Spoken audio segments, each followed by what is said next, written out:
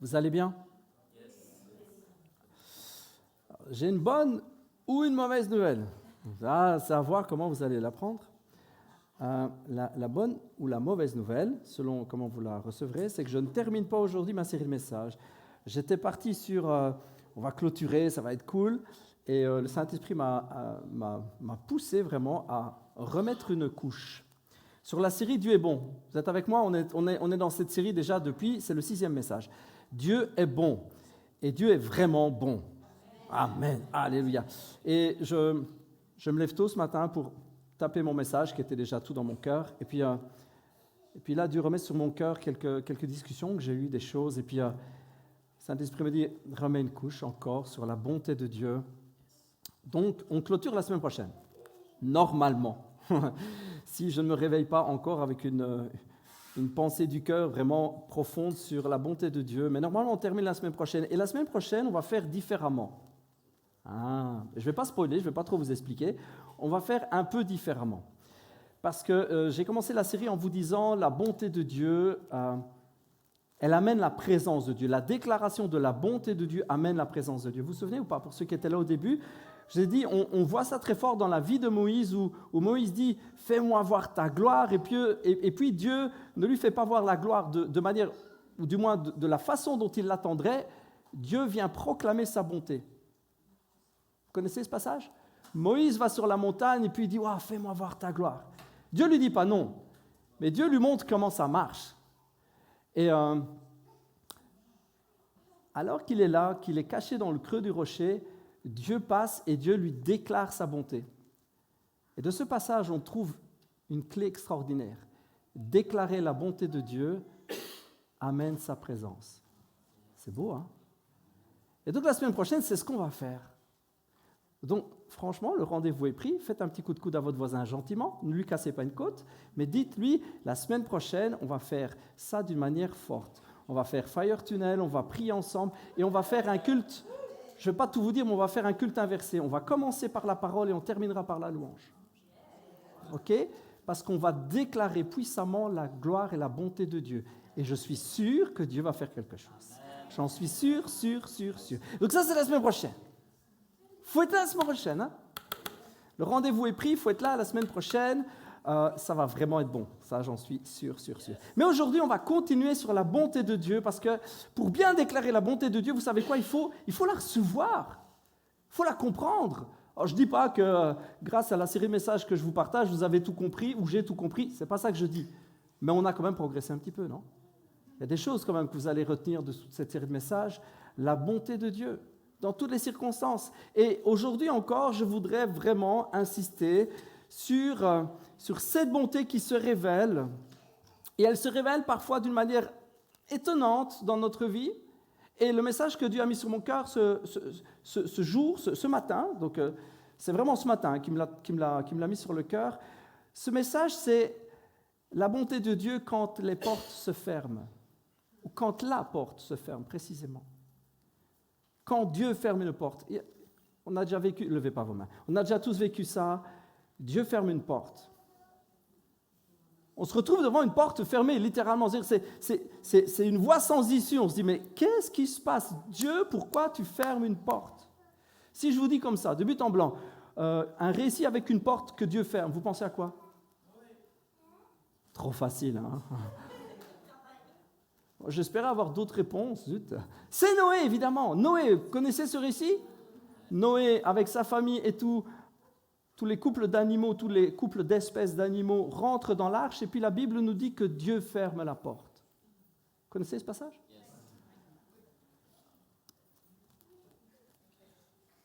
C'est extraordinaire de voir que c'est comme ça que Dieu fonctionne. C'est comme ça que Dieu agit. Il ferme derrière nous des portes ou il ferme devant nous des portes pour nous protéger. Pour nous protéger réellement, pour nous sauver la vie, Dieu ferme des portes. Est-ce qu'on peut vraiment faire le parallèle entre la vie de Noé ou le temps de Noé et nous? Eh bien, je crois que oui. Parce que la Bible nous dit qu'il en sera dans le temps de Jésus comme du temps de Noé. C'est marrant parce que j'en parlais justement ce midi avec mon frère, le pasteur Andrés. Il me répétait cette phrase en disant « Il en sera de notre temps comme du temps de Noé ». Et donc, on peut vraiment faire un parallèle. Luc 17, verset 26 nous dit « Le jour où le Fils de l'homme reviendra, les choses se passeront comme au temps de Noé. » Évidemment, il nous explique un petit peu, les gens mangeaient, buvaient, se mariaient, étaient donnés en mariage jusqu'au jour où Noé entra dans le bateau. Alors vint le déluge et il les fait tous périr. Donc, il y a un réel parallèle entre le temps que nous vivons et les temps de Noé. On nous parle du jour où le Fils de l'homme reviendra, Jésus. Et dans le grec, le jour, ça peut être simplement une notion d'époque. Ce n'est pas spécialement le jour où il revient. On pourrait dire, donc, comme Jésus il dit, le jour où le Fils de l'homme reviendra, la traduction littérale veut dire à l'époque du Fils de l'homme. On peut le traduire exactement comme ça, à l'époque du Fils de l'homme, à l'époque de Jésus. C'est-à-dire où le temps de Jésus commence. Vous êtes avec moi? Le temps de Jésus, il était quand? Il est encore. Il a commencé avec Jésus et il est encore maintenant. C'est ce qu'on appelle les temps de la fin, bibliquement. C'est notre jargon à nous, les chrétiens. On parle des temps de la fin. Eh bien, les temps de la fin ont commencé avec Jésus. Ce sont les derniers temps qui restent à l'humanité. Bon, c'est long, mais n'oubliez pas qu'un jour pour Dieu et 1000 ans, c'est exactement la même chose. Pour Dieu, c'est rien, ça. 1 an, 1000 ans, 1 jour, 3 jours, 50 ans, tout ça, c'est rien. Le temps, Dieu, il en est dehors du temps. Il se met à notre niveau, il se met à notre temps à nous, il nous supporte, il vient dans notre temps, mais il en est maître. Et donc, l'époque des temps de la fin, ou l'époque de Jésus a commencé et est toujours en cours. Nous y sommes, en fait. Et Jésus compare ce temps-là et le temps de Noé et notre temps à nous, ce temps-là. C'est la même chose. Et donc, on peut vraiment tirer un parallèle. Et après, vous verrez que je tirerai un deuxième parallèle. Justement, c'est celui dont Pasteur et moi, Andrés, on parlait. Pasteur Andrés et moi, je pense que j'ai fait une inversion de ma phrase. Il y a donc une leçon à tirer pour nous de tout cela. On va essayer de juste voir rapidement, et on va le faire par couche. On va faire la couche Noé, la couche deuxième qui est ce qu'on va en tirer pour nous, et la couche troisième, ce qu'on en tire pour notre génération. Vous êtes OK? Ça fait beaucoup de boulot, mais on va y aller. La Bible nous parle du temps de Noé. Vous avez déjà lu le récit de Noé ou pas? Allez, on va en lire quelques brides. C'est dans Genèse au chapitre 6. Vous avez votre Bible? Cool. La Bible nous parle un petit peu on n'a pas toutes les infos précises de tout ce qui s'est passé, comment ça s'est passé, mais on a l'essentiel. Et c'est super intéressant. Je vous lis rapidement. Quand les hommes commencèrent à se multiplier sur la terre et qu'ils eurent des filles, les fils des dieux, ou les fils de Dieu, virent que les filles des hommes étaient belles. Ils prirent pour femmes celles qu'ils choisirent parmi elles. Alors l'Éternel dit, « Mon esprit ne va pas lutter indéfiniment avec les hommes à cause de leurs fautes. Ce ne sont que des créatures terrestres. Je ne leur donne plus que 120 ans à vivre. » À partir de ce moment-là, Dieu a commencé à donner des temps plus courts. À cette époque-là, il y avait des géants sur la terre, et aussi, après que les fils de Dieu se furent unis aux filles des hommes et qu'elles leur eurent donné des enfants. Lire le présent, c'est quand même vachement plus facile. Ce sont ces héros si fameux d'autrefois, dans l'Antiquité. L'Éternel vit que les hommes faisaient de plus en plus de mal sur la terre à longueur de journée. Leur cœur ne concevait que le mal. Alors l'Éternel eut des regrets. Comprenez, l'Éternel souffrit profondément dans son cœur. C'est le terme hébreu. Il souffrit profondément. Il a souffert profondément. Au sujet de l'homme qu'il avait fait sur terre, il en eut le cœur affligé.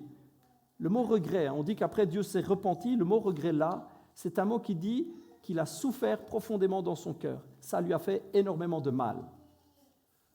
Je supprimerai, dira Dieu, de la terre tous les hommes que j'ai créés, non seulement les hommes, mais aussi jusqu'aux animaux, jusqu'aux bêtes qui se meuvent de la terre, jusqu'aux oiseaux du ciel, car je regrette, je souffre énormément de les avoir faits. Mais la Bible nous dit que Noé obtint la faveur de l'Éternel. On lit rapidement, Dieu va lui dire, c'est décidé, je vais mettre fin à l'existence de toutes les créatures. Verset 13, je vais détruire la terre. Verset 14, mais toi, construis-toi un bateau de bois résineux. On continue. Verset 17, je vais faire venir le déluge des eaux sur la terre pour détruire sous le ciel tout être animé de vie. Tout ce qui est sur terre périra, mais j'établirai mon alliance avec toi et tu entreras dans le bateau. On continue. Dieu va faire cette alliance avec Noé et il va lui dire donc de construire un bateau. On continue.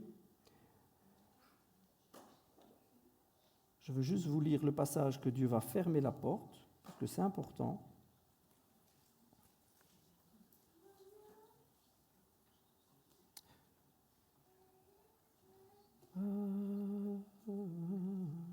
Il entra dans le bateau, verset 7 du chapitre 7. Il entra dans le bateau avec ses fils, sa femme et ses belles-filles pour échapper aux eaux du déluge, un couple d'animaux, un mâle, une femelle, de ceux qui sont purs et de ceux qui ne le sont pas, ainsi que les oiseaux de tout ce qui se meut au ras de la terre. 2 par 2 vinrent trouver Noé pour entrer dans le bateau, comme Dieu l'avait prescrit. Au bout de 7 jours, les eaux du déluge s'abattirent sur la terre. Verset 16. Vous avez été plus vite que moi. Ils étaient arrivés 2 par 2, puis l'Éternel referma la porte derrière Noé, et le déluge s'abattit durant 40 jours sur la terre, et les eaux montèrent et soulevèrent le bateau qui se mit à flotter au-dessus de la terre. Je relisais les chiffres, et en fait, l'eau est montée jusqu'à 7 mètres au-dessus de la montagne la plus élevée.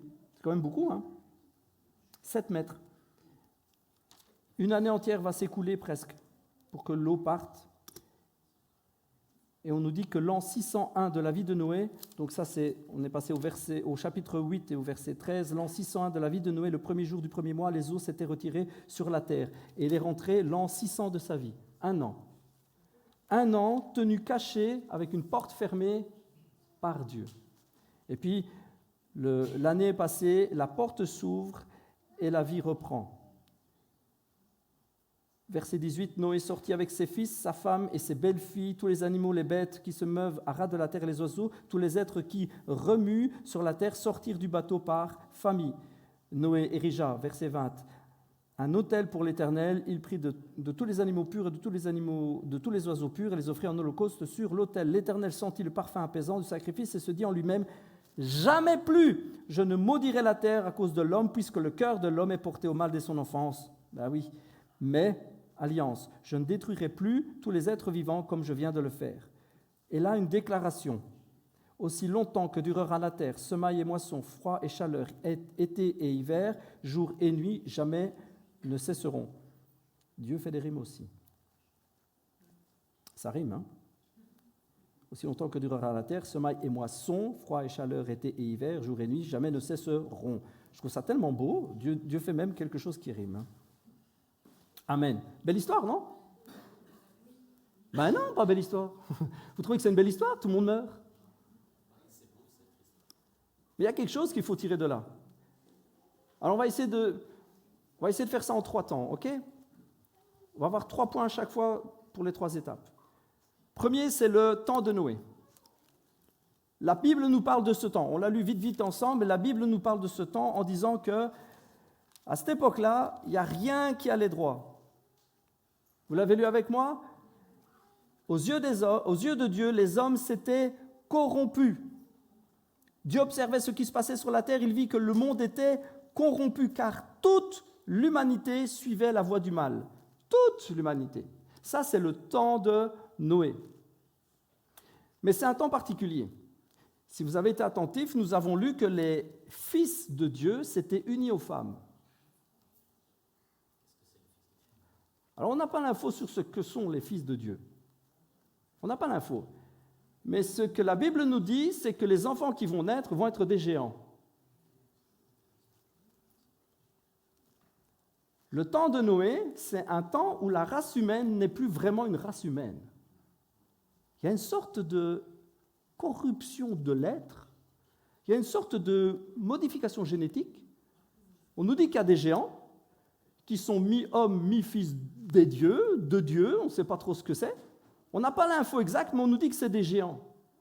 Et on nous dit que ce qui suit ça, c'est une ou des générations qui ne font que le mal du matin au soir.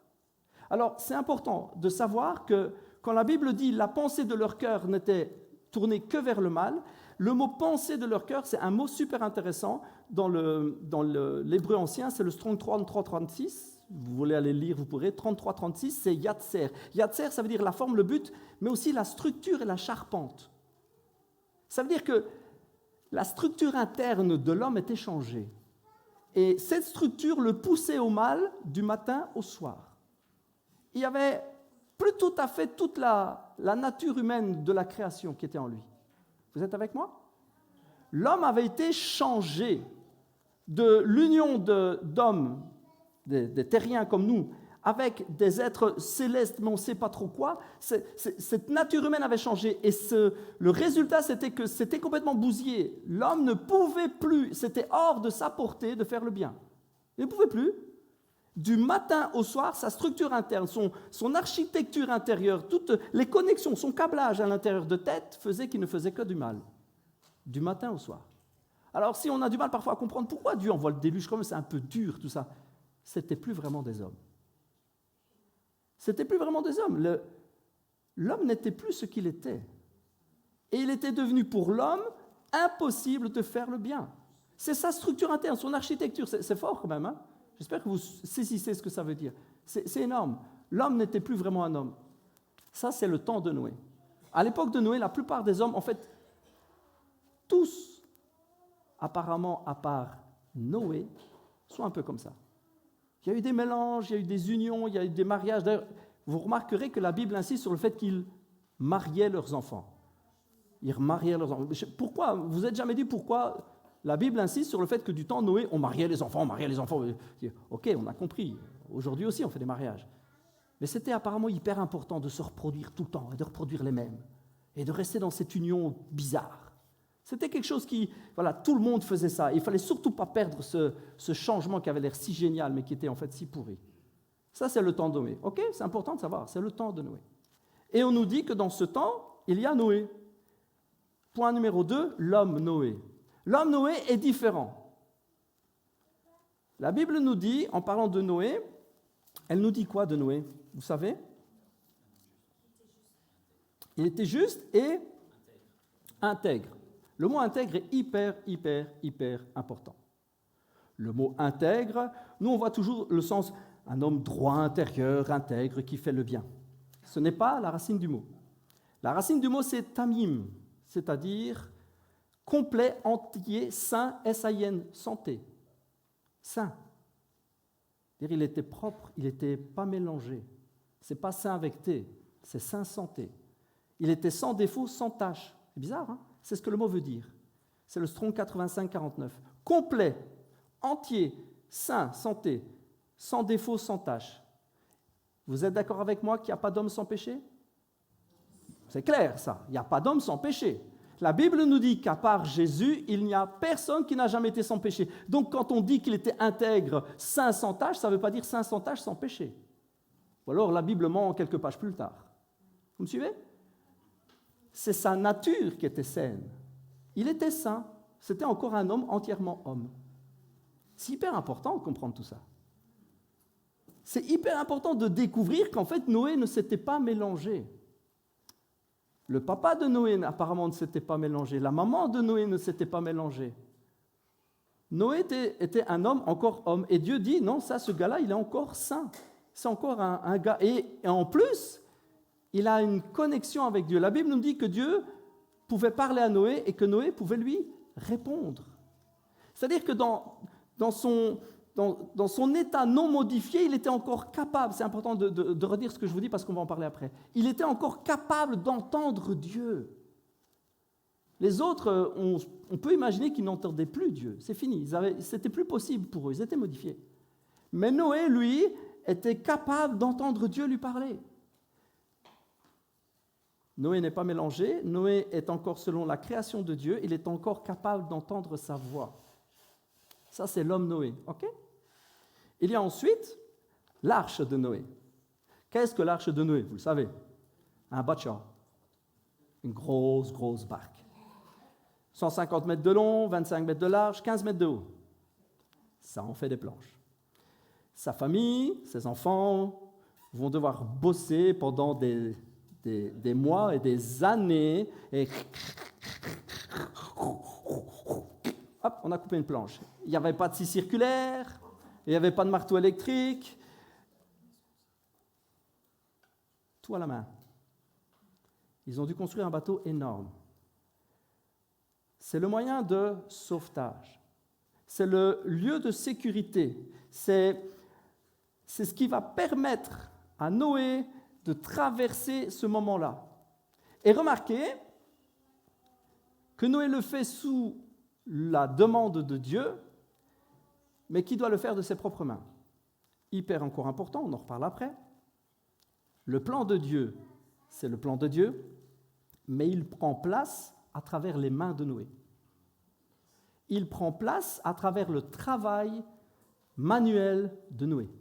Chaque jour, Noé donne vie quelque part au plan de Dieu. Il marche avec Dieu dans l'obéissance. On nous dit qu'il obéit, qu'il suivit les instructions de Dieu. C'est à travers l'obéissance que le plan de Dieu se matérialise physiquement. Il prend place dans notre humanité à travers une obéissance et des petites mains. OK ? C'est super important aussi. J'ai l'impression d'être le seul enthousiaste, mais c'est super important, je vous assure. Et puis il y a le fameux plan ou le projet, point numéro 4 de ma première couche. Du temps de Noé, avec l'homme Noé et l'arche de Noé, il y a le plan de sauvetage de Dieu. Le plan de Dieu. Pourquoi Dieu sauve Noé ?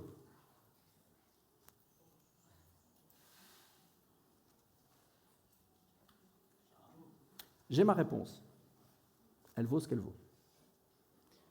Je vais vous le dire comme je l'ai reçu dans mon cœur, ça va peut-être vous faire sourire. Mais Dieu a sauvé Noé à cause de moi. Je vous avais dit que ça va faire bizarre. Parce que j'étais déjà dans les rêves de Dieu. Et que si Dieu ne sauvait pas Noé, je ne serais jamais là. Isma ne serait jamais là. Lucas ne serait pas là. Tu ne serais pas là, tu ne serais pas là. Nous étions tous dans le rêve de Dieu. Il fallait que le plan continue. Quel plan ? Le grand plan de Dieu. Dieu devait accomplir son plan. Il y a une chose qu'il faut comprendre, c'est que le plan de Dieu s'accomplit toujours. Ça passe parfois par des quicks, des couacs, et des cracks, et des booms, et il faudra agrandir la fenêtre parce que ça ne passe plus par la porte. Mais le plan de Dieu s'accomplit toujours. Et pour ça, on va voir qu'il y a besoin que le temps soit, que l'homme soit et que l'arche soit. Mais le plan de Dieu s'accomplit. Oui, le grand projet de rétablir la vérité dans toute la création n'était pas encore atteint. Vous savez, j'en ai parlé plusieurs fois dans la bonté de Dieu. Dire le vrai choix n'était pas devant l'arbre du jardin, mais devant l'arbre de la croix. C'est puissant, ça. Mais c'est ça, la bonté de Dieu. Dieu avait de toute éternité ce plan de rétablir quoi ? Sa bonté comme une grande et puissante vérité. Est-ce que, quelque part dans l'univers, quelqu'un peut remettre en cause la puissance de Dieu ? La gloire de Dieu ? Le règne de Dieu ? Mais quelqu'un a osé remettre en question sa bonté. Bon, il a payé cher. Mais il a remis en cause sa bonté. Il s'est cru à la place de Dieu et il est venu tenter la création sur cette bonté même. Et le plan de Dieu, c'est de rétablir sa bonté, de rétablir. La Bible nous dit que la création attend la révélation des fils de Dieu. Quelle révélation ? Romains 8, la création attend la révélation des fils de Dieu. Quelle révélation ? Éphésiens 2, 4, on nous dit que Dieu est riche en bonté et qu'à travers nous, il révèle toute cette richesse. On va le lire ensemble parce que c'est vraiment fort, c'est très, très, très puissant. Ce plan-là n'était absolument pas encore atteint. Dieu veut absolument révéler cela. Éphésiens 2, 4. Mais Dieu est riche en bonté aussi à cause du grand amour dont il nous a aimés, alors que nous étions morts à cause de nos fautes. Il nous a fait revivre les uns et les autres avec Christ. C'est par la grâce que vous êtes sauvés. Par notre union avec Jésus-Christ, Dieu nous a ressuscités les uns les autres. Il nous a fait siéger les uns et les autres dans le monde céleste. Il l'a fait afin de démontrer pour tous les âges à venir l'extraordinaire richesse, on vient de le dire, il est riche en bonté, de sa grâce qu'il a manifestée en Jésus-Christ par sa bonté envers nous. Dieu voulait ça. C'était son plan, Dieu voulait, et ce n'était pas encore accompli, alors Dieu sauve Noé. Parce que Dieu pensait à Pasteur Andrés, il pensait à Isaac, c'est ça, Isaac. Dieu pensait à Isaac, Dieu pensait à chacun de nous. Et on n'était pas encore là. On devait venir, on devait arriver. Et donc ce plan s'accomplira toujours, mais il a besoin de nous. Ok? Ça, c'est la première couche. C'est la couche Noé. Il y a la couche individuelle. Ce que ça dit pour moi. Ok? On reprend nos 4 points. Le temps de Noé. Il y a des saisons dans ma vie, dans ta vie, dans notre vie. Ça, c'est au plan personnel. Il y a des saisons où il faut avouer que rien ne va. Et souvent, c'est parce qu'on est mélangé à l'intérieur. Qu'il y a des parts en nous qui ne sont pas complètement à Dieu. Vous savez, un peu du monde et un peu de nous et un peu de Dieu. Ça fait une drôle de soupe. Hein? On a encore en nous des choses qui doivent mourir, qui doivent vivre, on ne sait plus trop. Hein? Il y a des désirs en nous qui ne sont pas bons, mais on ne sait pas, on se bagarre avec. Vous savez, une sorte de nature pas de nous. Alors que nous sommes, logiquement, quand nous avons donné notre cœur à Jésus, nés de nouveau. Nous sommes une nouvelle création, mais encore, vous savez, c'est comme si on n'était pas tout à fait entier à Dieu. Il y a comme un mélange en nous. Vous me suivez? Et puis, parfois, on s'étonne soi-même. C'est comme si un gros monstre sortait de nous. Puis on se dit, c'est quoi cette colère? Purée, je pensais que tout ça était mort. Des vieux désirs. Alors, il y a des gens qui ont cette très, très magnifique expression, mes vieux démons. C'est pas joli, mais c'est un peu vrai. Et il y a ces vieux trucs qui ressortent, c'est du mêlé, c'est du sang mêlé, c'est pas du tout régénéré. Vous me suivez? Et de ça, souvent vient une surdité à la voix de Dieu, une culpabilité qui fait qu'on a du mal à entendre la voix de Dieu. Ça nous fait prendre des décisions à la CON, vraiment. Vous savez, vraiment, on prend des décisions de MERDE, on fonce tête baissée vers des trucs qui sont pourris, on fait des choix de nuls, on s'enfonce, on finit par plus voir Dieu, plus entendre Dieu, on se lamente et on se dégoûte soi-même. J'ai fait le topo, j'ai fait le tableau. Ça, c'est parfois notre temps à nous aussi. C'est parfois une saison dans laquelle nous sommes.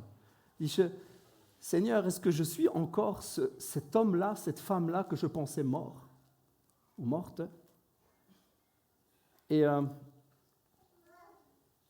je découvre, Seigneur, qu'il y a encore en moi des pensées, des constructions de pensées. Vous voyez pourquoi je vous dis que les mots sont importants? On va les garder, ces mots-là. Yetzer, la structure, la charpente intérieure. Seigneur, je découvre en moi encore des constructions de pensées, je découvre une charpente en moi, je découvre un yetzer en moi qui ne me pousse qu'au mal. Et donc, on trouve vraiment une similitude entre le temps de Noé et des saisons de notre vie. Je suis le seul? Non, ne me faites pas croire que je suis le seul. Et dans ces temps-là, la culpabilité, les regrets, les remords, les pensées mauvaises, tous les mensonges que nous avons nous éloignent du cœur de Dieu. Et dans ces moments-là, la bonté de Dieu intervient. Parce qu'il y a l'homme Noé, c'est-à-dire l'homme chrétien que nous sommes. L'être né de nouveau, qui est pur, sans tache, qui est saint. Est-ce que vous savez que votre homme intérieur, qui est né de l'esprit, il est pur? Il est sans péché, parce qu'il est né de Dieu, il est né à travers le sacrifice de Jésus, il est pur, lui. Notre nature humaine ne l'est pas, mais lui, il l'est. Ok, ça demande explication. Quand vous vous retrouvez parfois devant une tentation, et puis que vous craquez vraiment, littéralement, vous avez une part de vous qui le vit très très bien, et puis il y a une part en vous qui est dégoûtée, n'est-ce pas? Vous avez déjà vécu ça? Parce que la nature divine qui est en vous ne peut pas supporter le péché et ne peut pas être mélangée au péché. Elle en est malade. Et alors, il y a une espèce de séparation qui se fait en vous où votre être intérieur, lui, n'est pas du péché. Il est saint. Il ne peut pas supporter. Et donc, il y a un combat intérieur parce que votre chair, elle, le vit très très bien. C'était super fun. Quoi, un petit pétard avant d'aller faire dodo, c'est génial, non? Et puis, vous avez votre être intérieur qui dit, mais comment? Et puis, il y a bagarre à l'intérieur parce que, un est saint, né de Dieu, et l'autre, voué à périr et à retourner à la poussière. Comprenez? C'est ça. C'est à ça qu'on voit vraiment qu'on est enfant de Dieu. C'est que notre être intérieur ne supporte plus le péché. Il y en a qui, parfois, ont comme une incompréhension. Ils disent, ouais, je fais des bêtises, et puis je ne comprends pas, je retombe. Et moi, je dis, mais c'est une géniale, bonne nouvelle, le fait que tu sois malade. Comment ça? Ben, je te vois tout torturé, c'est une super bonne nouvelle, ça veut dire que tu es vraiment né de nouveau. Parce que tu sais, si tu n'étais pas torturé par le péché, il y aurait de quoi se poser les questions. Si commettre les plus gros trucs dégueux, ça ne te dérange pas du tout et que tu me dis, bon, on s'en souciera un peu plus tard, merci Jésus. Si tu t'en soucies pas, il y a un stress. Vous êtes avec moi là? Quand même, les hommes et les femmes nés de nouveau, ils ont un gros problème, même quand ils chutent, ils ont un gros problème. Hein. Ils ne sont pas à l'aise avec l'idée, ça les dégoûte. Nous avons cet temps, mais nous avons aussi cet homme Noé en nous qui, est lui, intègre, tamiam. Non, je ne le prononce pas bien. Taoumim. Voilà. Excusez. Taoumim. Je me mets toujours en phonétique parce que je ne sais jamais les dire. Taoumim, qui veut dire complet, entier, saint, sans défaut, sans tâche. Et cet homme-là en nous, cet homme Noé en nous, est capable de quoi? Et c'est ça qui est extraordinaire. Comme je vous l'ai dit tout à l'heure, il est capable d'entendre la voix de Dieu. Et ça, c'est bon. Cette partie-là en nous est capable d'entendre la voix de Dieu. Et quand Dieu lui parle, cette partie-là dit quoi? Oui, je veux marcher avec toi. Oui, je veux te servir. Oui, il faut qu'on passe à l'action. Et c'est là que Dieu vient et nous prépare l'arche de Noé.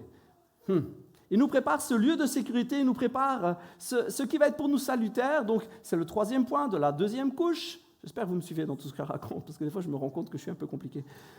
L'arche de Noé, pour nous, c'est ce lieu de grâce, ce lieu de sécurité où Dieu nous cache.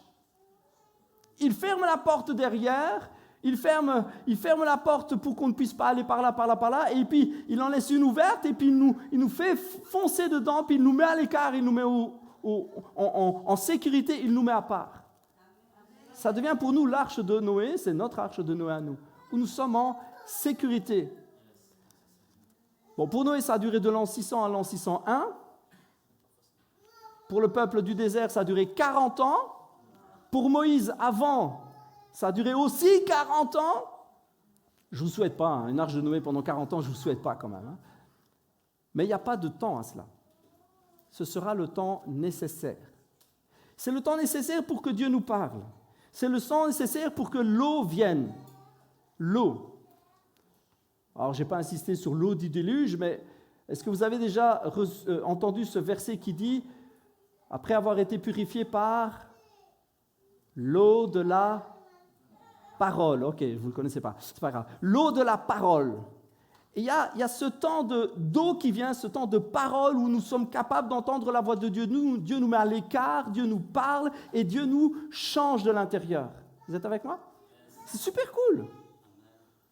Enfin, ce n'est pas toujours super cool, mais Dieu nous envoie parfois au désert et selon ce qui est écrit, il a dit à son peuple, je t'enverrai au désert et je t'instruirai, je te parlerai.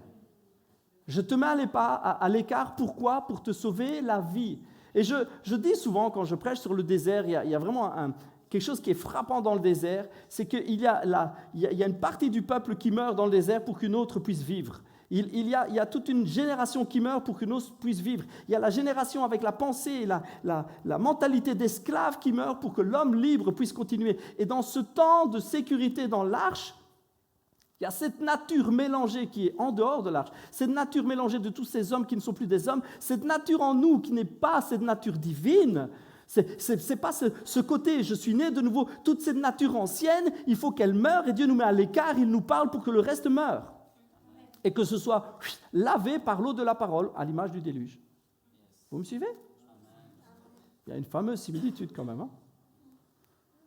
Je tapais tout ça ce matin. Bon, ça m'a mis 2 heures, mais je tapais tout ça ce matin. Je dis, punaise, c'est bon quand même. Hein? Dieu est bon. Hein? Il y a des images incroyables dans la Bible. Ça, c'est l'arche de Noé, pour nous. Et on continue, évidemment, il y a le projet. Le projet. Dieu veut faire de nous quelque chose quand même. Dieu veut faire de toi quelque chose. Dieu a un projet pour toi, il veut te conduire, il veut te changer pour que tu puisses être une bénédiction.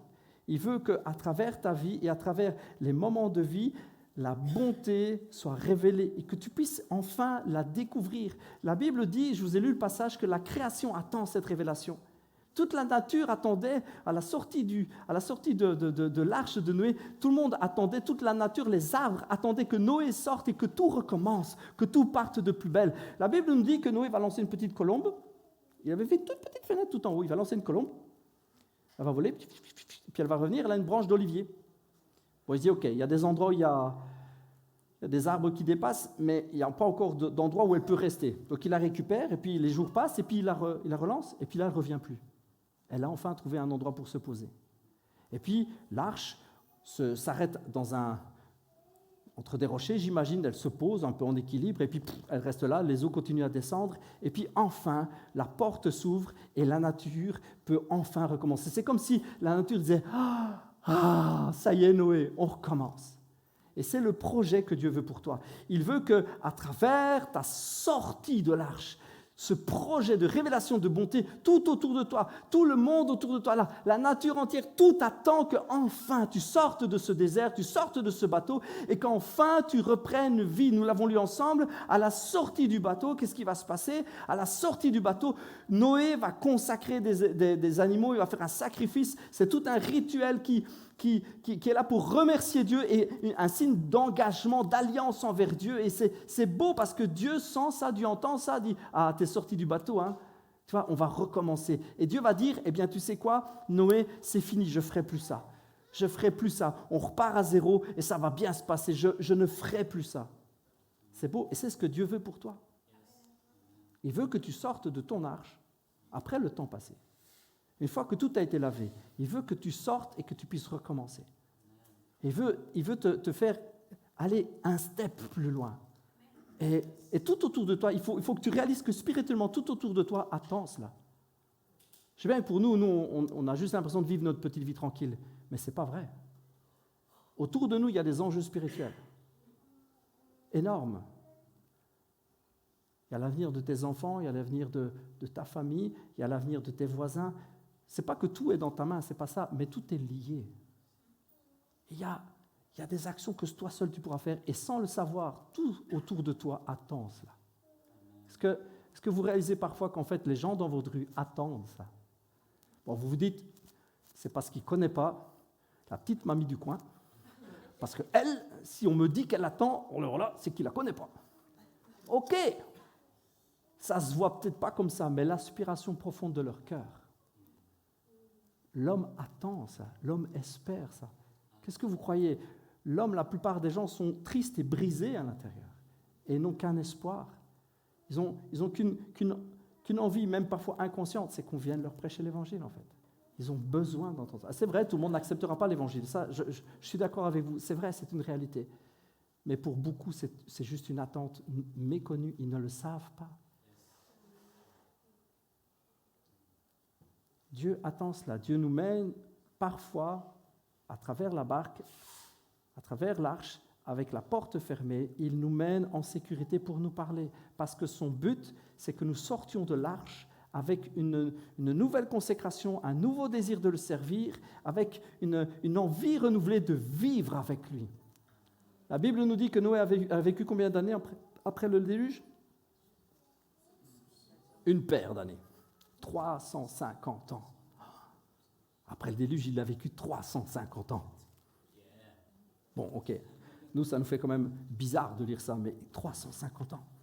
350 ans où il a pu continuer à entendre Dieu lui parler, il a pu continuer à marcher avec lui, il a pu continuer à faire le bien, etc. Il a pu continuer à vivre et à satisfaire le désir de cette nature de tout recommencer. Il a été cet instrument.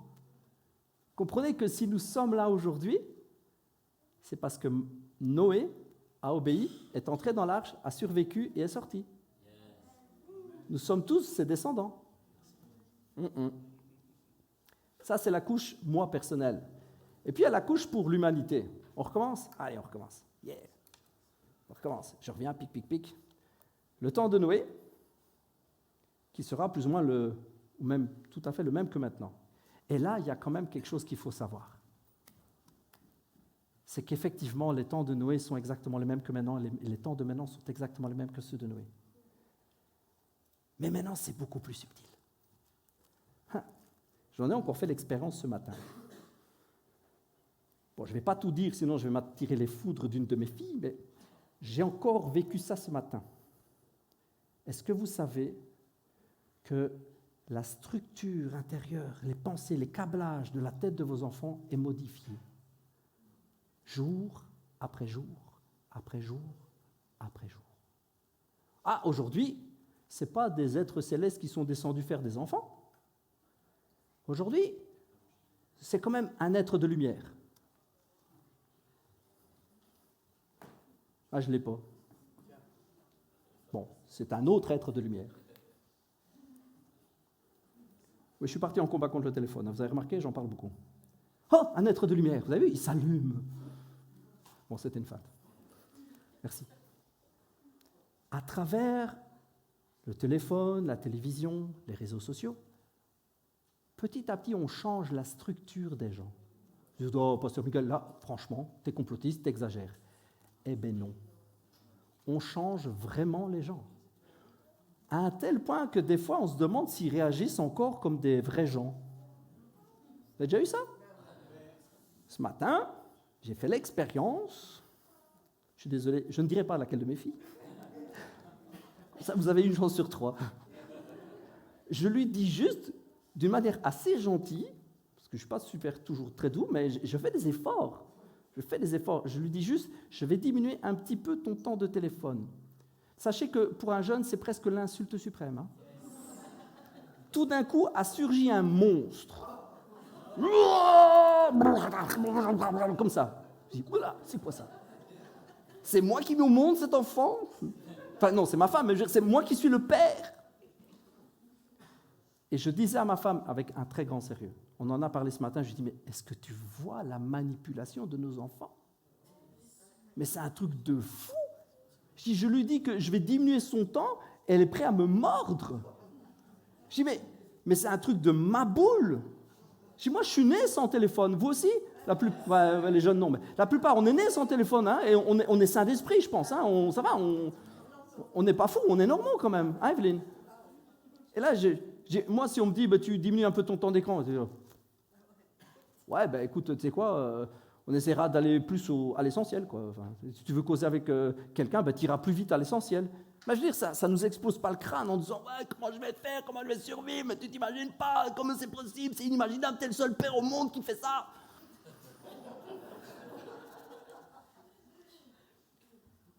Et je me faisais cette réflexion, c'est fort. Après, honnêtement, je dis ça comme ça, mais on a tous au moins entendu parler d'études sur le sujet, n'est-ce pas? Où vraiment les connexions de nos enfants sont transformées. Nos enfants et nous-mêmes. Hein. Si nous nous faisons prendre au jeu, il y a comme quelque chose qui vient changer notre nature à l'intérieur. C'est puissant, vous savez. C'est extrêmement puissant. Ça, c'est la couche du monde actuel. C'est le temps de ce monde. Mais pas que ça. Vous avez déjà tous entendu parler du fait qu'on veut mettre des puces. On ne sait pas trop où, parfois. Alors, sans rentrer dans les explications eschatologiques, c'est-à-dire les explications de l'Apocalypse, sans rentrer dans le sujet, hein, vraiment sans.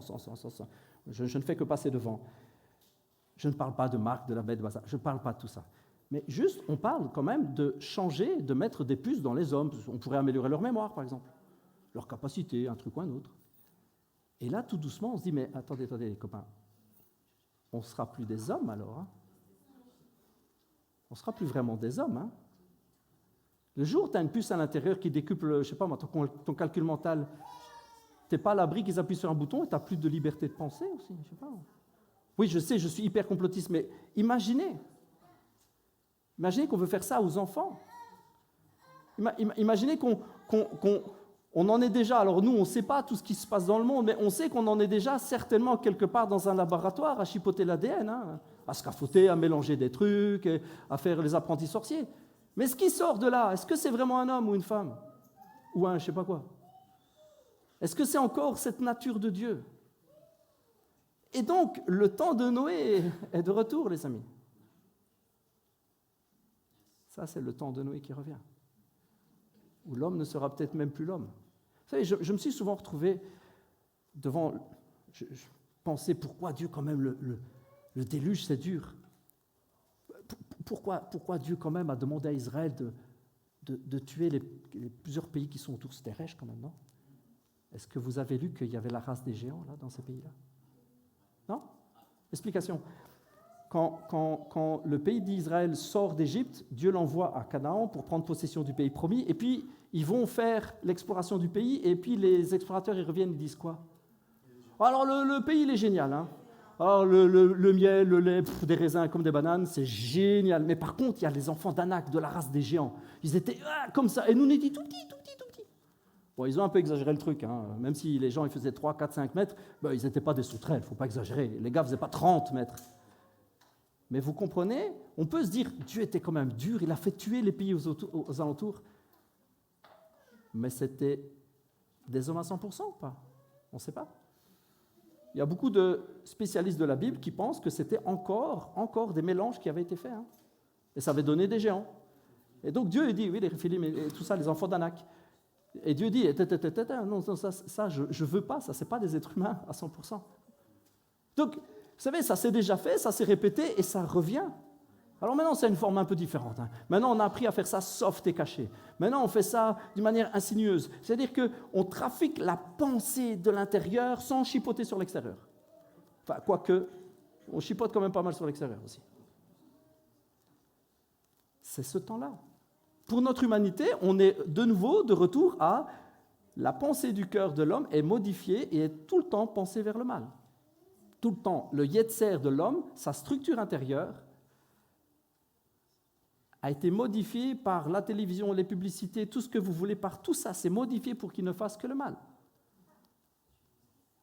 Vrai ou pas vrai? C'est vrai, hein? Complètement. Alors il y a l'homme Noé, encore une fois. J'aime tes péchés pour terminer. L'homme Noé. L'homme Noé, c'est le chrétien dans sa génération. C'est vous, c'est moi, qui devons être différents. Qui devons être vraiment différents. Et là, je dois adapter un petit peu ce que j'étais en train de dire, parce qu'on n'est pas censé rentrer tout seul dans l'arche. Là, maintenant, nous sommes dans ce temps où nous devons faire rentrer le plus de monde dans l'arche. Où nous devons leur parler de libération, de liberté, d'un Dieu qui brise les chaînes, d'un Dieu qui efface ce qui a été fait, qui change tout, qui efface le passé, qui donne un nouveau départ. Nous devons partager et nous devons leur dire, comme Pierre s'est retrouvé le jour de la Pentecôte devant des milliers de gens en leur disant « Sauvez-vous de cette génération perverse, sauvez-vous de ce monde qui part à sa ruine, sauvez-vous » Voilà, l'homme Noé. Les choses se répètent et se répètent et se répètent. Tu es homme Noé. Dis à la femme qui est à côté de toi, tu es l'homme Noé.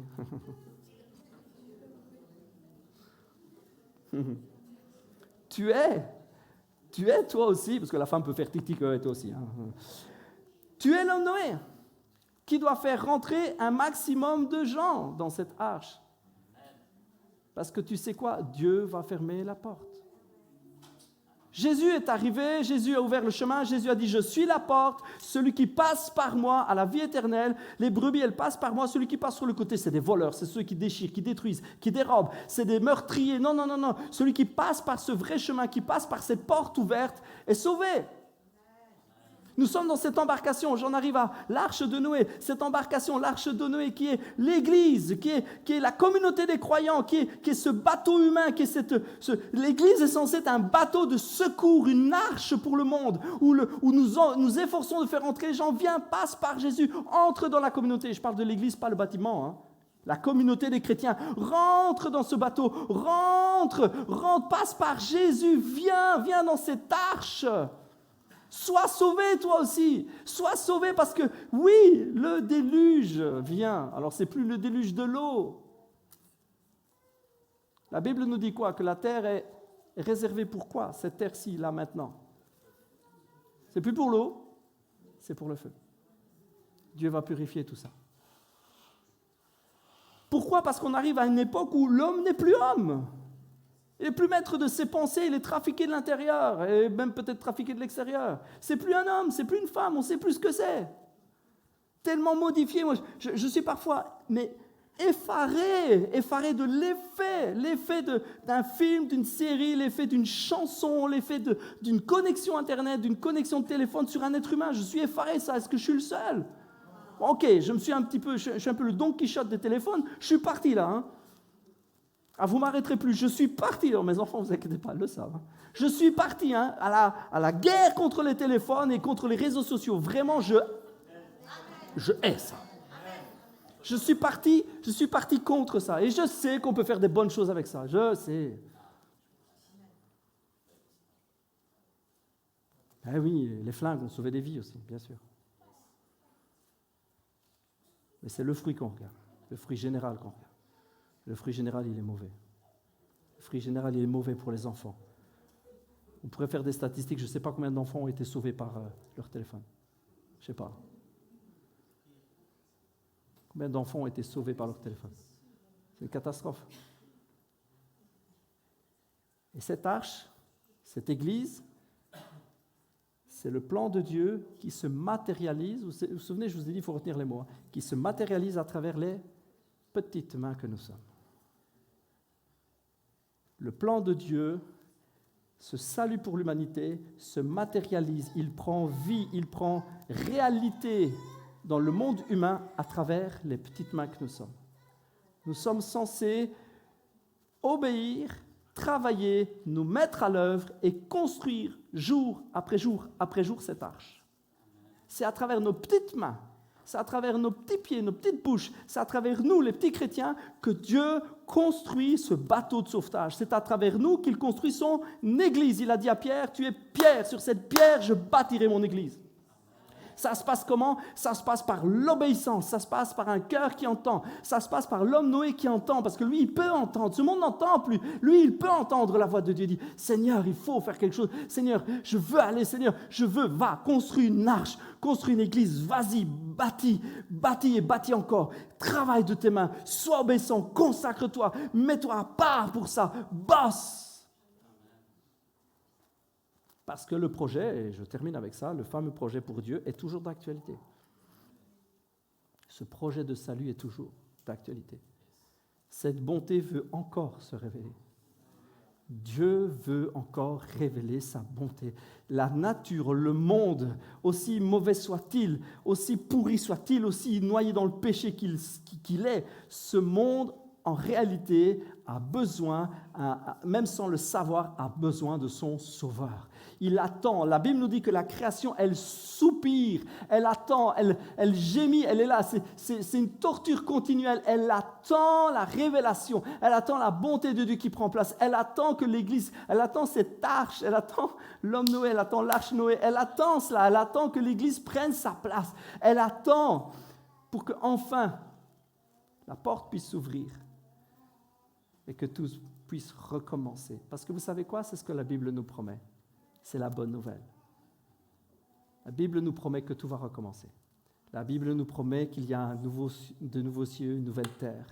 La Bible nous promet qu'il y a cet endroit près du Père où nous serons tous enfin réunis. La Bible nous dit qu'il ne faut pas que vous soyez dans la peine pour ceux qui sont décédés. Ceux qui sont décédés dans la foi, il ne faut pas que vous soyez en peine. Ils n'ont pas disparu, ils ne se sont pas évaporés. Non, ils ne sont pas partis comme ça dans l'univers. Ils sont auprès de Dieu, leur Créateur. Ils ont été réunis, ils ont été recueillis et ils nous attendent pour qu'enfin la porte de ce bateau de l'Église s'ouvre pour que nous puissions enfin recommencer. Et là, toute la nature entière va se réjouir. Nous allons nous réjouir tous ensemble parce que oui, c'est ce que promet Jésus, c'est ce que promet notre Dieu, c'est ce que promet Saint-Esprit. Il promet que tout va recommencer et que nous serons avec lui dans la joie.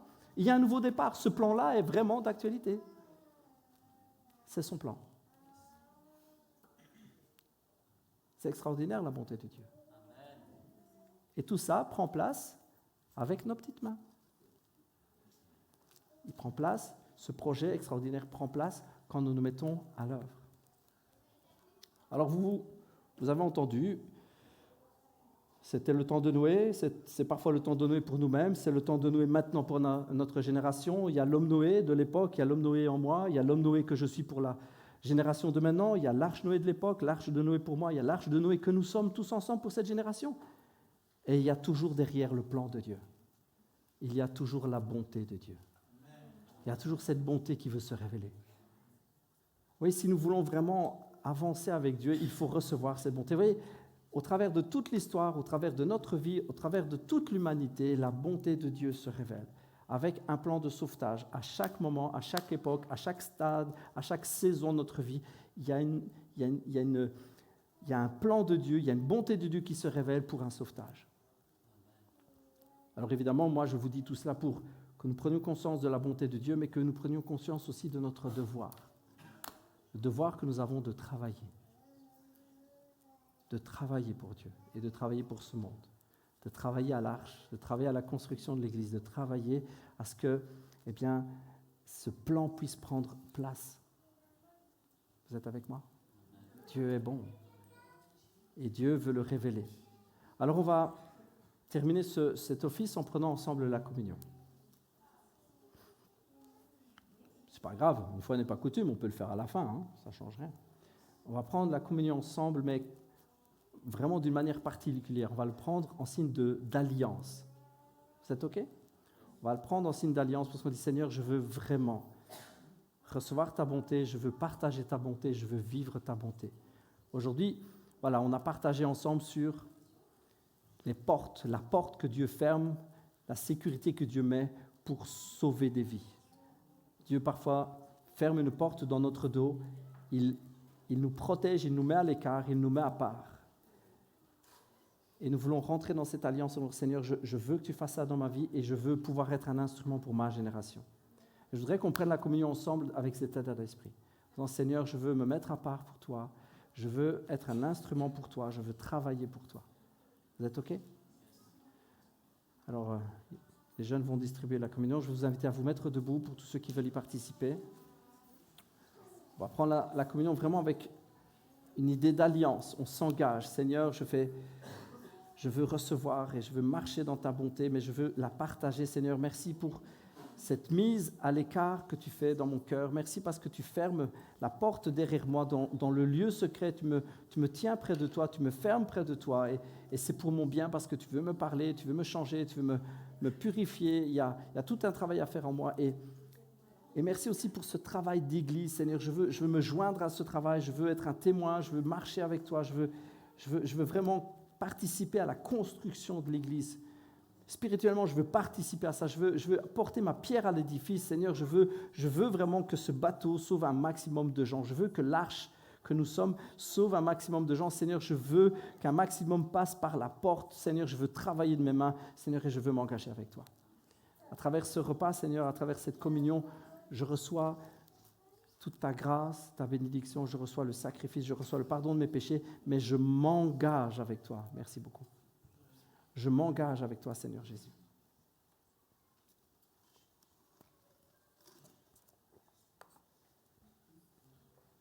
Je m'engage, Seigneur Jésus. Alléluia.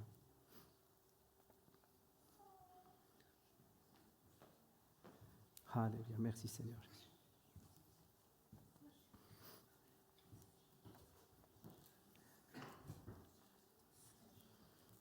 Merci, Seigneur Jésus.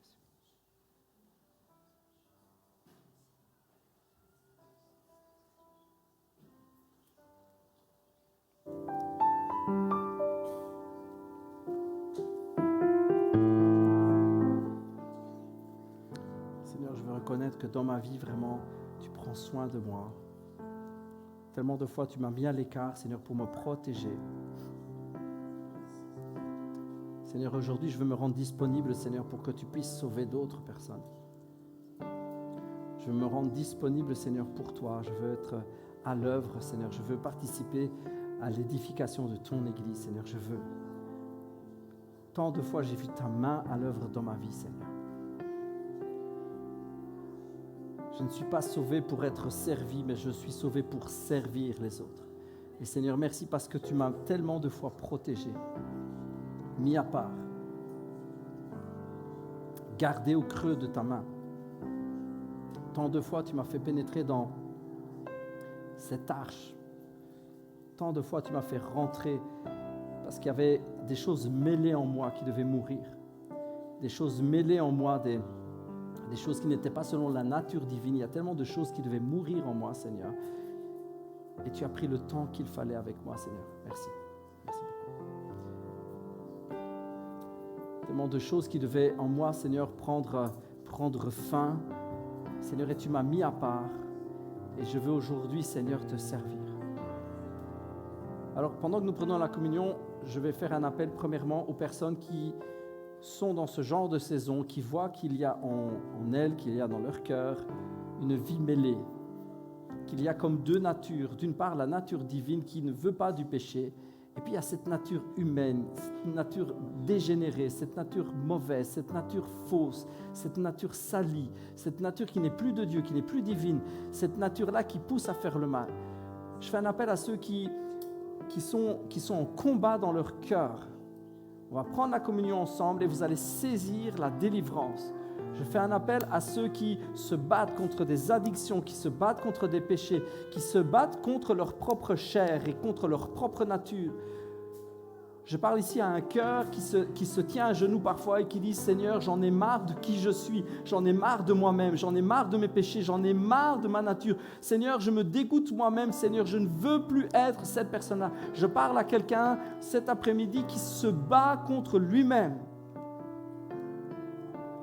Et je veux déclarer, Dieu t'appelle à rentrer dans cette arche, dans ce lieu de sécurité, fermer la porte. Il y a un passage qui dit, rentre dans ta chambre, ferme la porte derrière toi et va dans le lieu secret. Et là, dans le lieu secret, ton Père t'entend. Alors, je veux t'inviter, nous allons prendre la communion, mais je veux t'inviter, rentre dans ce lieu secret, ce lieu d'intimité, et laisse Dieu fermer la porte derrière toi, laisse Dieu fermer cette porte parce que c'est un endroit de sécurité. Et là, l'homme Noé en toi, l'homme saint en toi, l'homme propre en toi, cette nouvelle nature en toi, entendra la voix de son Père, entendra la voix de Dieu. Et pendant ce temps où il va te parler, il va faire mourir en toi tout ce qui est encore mêlé, tout ce qui est dégénéré. Et je t'invite à prendre le corps et le sang de Jésus dans cette optique-là. Seigneur, je me retrouve maintenant dans ce lieu secret, la porte est fermée. Seigneur, je ne veux plus autre chose que, Seigneur, te servir, faire ta volonté, être proche de toi. C'est le corps de Jésus. C'est le sang de Jésus. Nous le prenons ensemble. Merci Seigneur pour ton corps. Nous le prenons ensemble.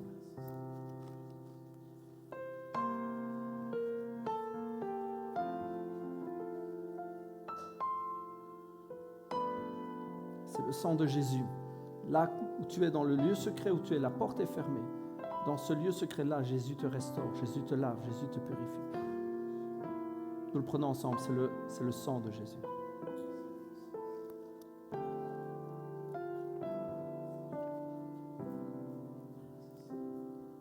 Alléluia. Alors que nous sommes encore en prière, je fais un deuxième appel à ceux qui veulent travailler à l'édification de l'Église. Ceux qui veulent être cet homme Noé dans cette génération, dans ce temps où tout part de travers, dans ce temps où plus rien n'est droit. La Bible nous dit qu'il y a ce temps, et nous y sommes, où le bien est appelé mal, et où le mal, on nous oblige à l'appeler bien. Aujourd'hui, tu veux dire du mal qu'il est mal, tu es jugé pour cela. Tu peux te retrouver au tribunal. On t'oblige à dire que le mal est bien. Et je fais un appel à ceux qui veulent bâtir ce bateau, qui veulent bâtir cette arche, cette église, ce bateau de sauvetage. Je parle ici à des hommes et des femmes Noé qui disent « Je veux obéir, je veux entendre la voix de Dieu, je veux travailler à l'édification. Je veux, moi, parler de cette porte ouverte et faire rentrer le maximum de personnes dans ce bateau de sauvetage parce que bientôt, ce sera fermé et quand il se réouvrira, ce sera pour la vie éternelle. Quand il se réouvrira, ce sera pour la nouvelle nature. Quand il se réouvrira, ce sera vraiment tout fini. » Alors, je fais un appel à ceux qui veulent travailler en disant maintenant consacre-toi. Sois un homme ou une femme Noé dans ta génération, c'est-à-dire peut-être dans ta rue, peut-être dans ton école, peut-être dans ton travail, la seule personne différente. Et le courage d'être la seule personne différente de tout ton entourage. Et le courage d'être cet homme ou cette femme Noé qui, selon ce que la Bible nous dit, était le seul qui n'avait pas cette mentalité, cette structure, cette architecture, ce câblage du mal. le seul qui n'était pas chaque jour à avoir ses pensées tournées vers le mal, le seul qui était encore capable d'entendre Dieu parler, qui était tourné vers Dieu, qui marchait avec Dieu, qui était intègre. Je t'appelle à être cet homme, cette femme différente. Alors là où tu es, si c'est ce que tu veux, alors prends cet engagement avec Dieu. Je ne vais pas dire viens devant, c'est pas nécessaire. Là où tu es, là maintenant, prends cet engagement avec Dieu. Tu peux lui dire, je veux être cet homme ou cette femme Noé dans mon temps. Je veux être intègre et je veux bâtir, édifier l'Église avec ta grâce. Parce que Seigneur, ton plan prend forme à travers le travail de mes mains. Ton plan prend forme à travers le travail des mains de Noé. Ton plan de sauvetage prend forme, il se matérialise, il devient réel quand on travaille de nos mains. Alors Seigneur, oui, affermis l'ouvrage de main, augmente, Seigneur, notre réussite, augmente, Seigneur, nos résultats, Seigneur, et que par les mains de tes serviteurs, de tes hommes et femmes, Seigneur, que par les mains de ceux qui s'engagent encore cet après-midi, Seigneur, par les mains de ceux qui veulent travailler à l'édification de ton Église, par leurs mains, Seigneur, qu'il s'opère des prodiges, des miracles. Seigneur, que tu puisses faire des choses extraordinaires et bâtir une Église glorieuse, bâtir une Église qui rayonne. Seigneur, que par le travail des mains de tes enfants, Seigneur, qui sont ouvriers avec toi, que par le travail de leurs mains, une Église glorieuse soit bâtie, Seigneur. Et qu'un grand nombre de personnes puissent rentrer avant que la porte se ferme. Parce que c'est ta grâce et c'est ta bonté. Et ta bonté, un jour, Seigneur, fermera la porte pour la réouvrir dans la vie éternelle. Je te remercie pour ceux, Seigneur, qui ont fait cet engagement, qui ont pris cet engagement. Seigneur, je te remercie. Et j'ai prié, Père, dans le nom de Jésus. Amen. Alléluia. Soyez remplis du Saint-Esprit, soyez renouvelés. Merci, Seigneur.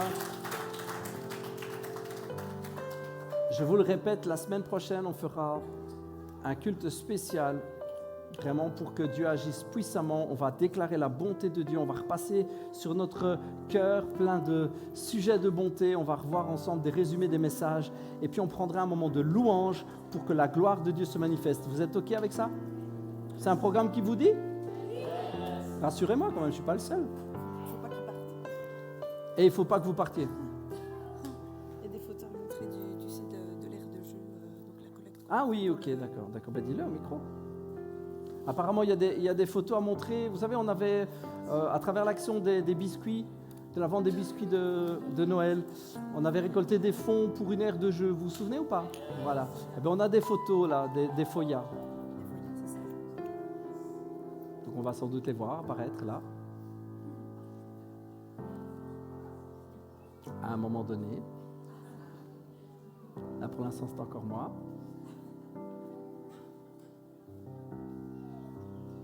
Partez pas.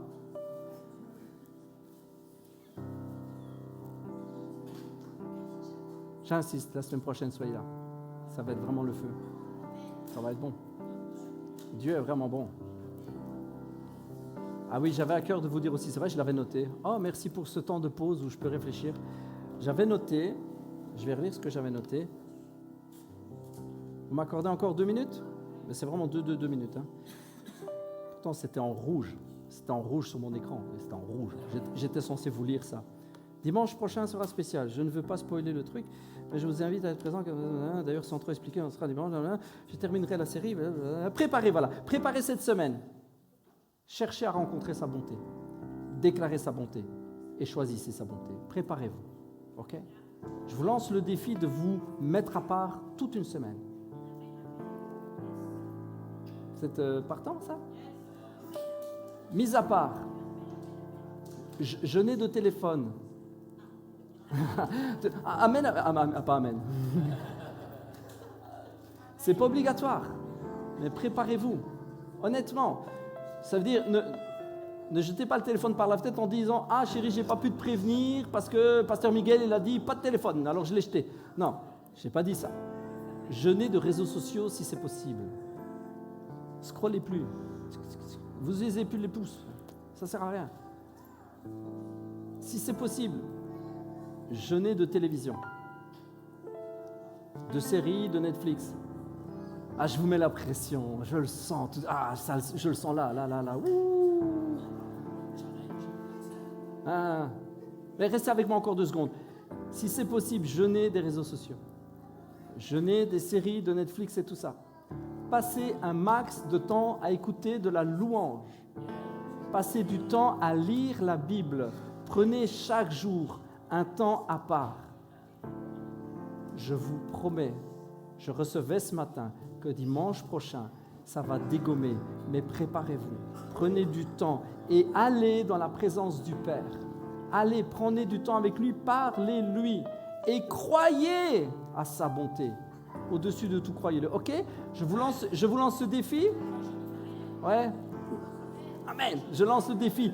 Que je relève moi. Hein? Vous ne croyez pas que je fais semblant et que moi, une fois rentré, je vais passer tout mon temps sur Facebook. Hein? C'est sérieux. Je vous lance ce défi, faites-le avec moi, ok?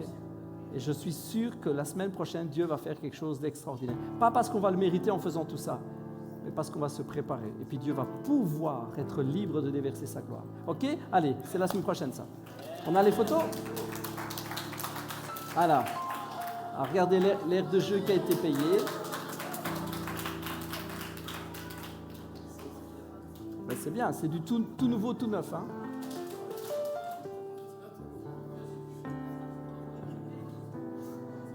Ah, les trucs qui font vomir les petits-enfants, c'est chouette ça. Puis hop, ah, les tartines du déjeuner. Il y a d'autres photos encore? Non, c'est ça? Allez, c'est super chouette. Hein? Il y a des enfants là qui ont été gâtés. C'est extraordinaire, c'est vraiment super. Allez, merci Seigneur pour ce qui a été fait. À la semaine prochaine, soyez bénis, passez du temps avec Jésus, passez du temps avec Saint-Esprit.